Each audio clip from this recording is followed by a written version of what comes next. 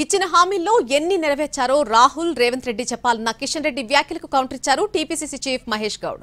కేంద్ర మంత్రిగా కిషన్ రెడ్డి తెలంగాణకు చేసిందేంటని ప్రశ్నించారు.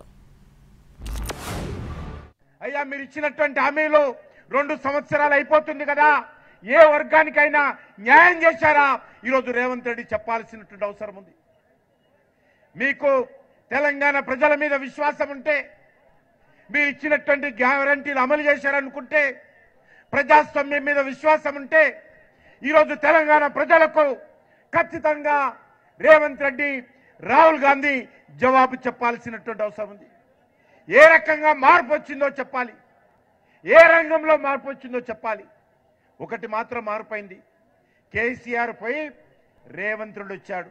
నేను ముఖ్యమంత్రి రేవంత్ రెడ్డికి సవాల్ చేస్తా ఉన్నాను, మీరు 2 సంవత్సరాలలో మీరు ఇచ్చినటువంటి గ్యారంటీలు అమలు చేస్తే ఈ ఇందిరా పార్కులో చర్చకు వస్తావా?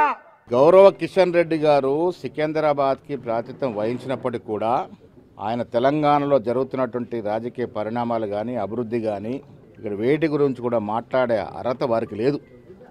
కారణం ఏంటంటే వారు కేంద్ర మంత్రిగా ఉండి 2 ఏళ్లుగా తెలంగాణని ఏ రకంగానూ పట్టించుకోలేదు.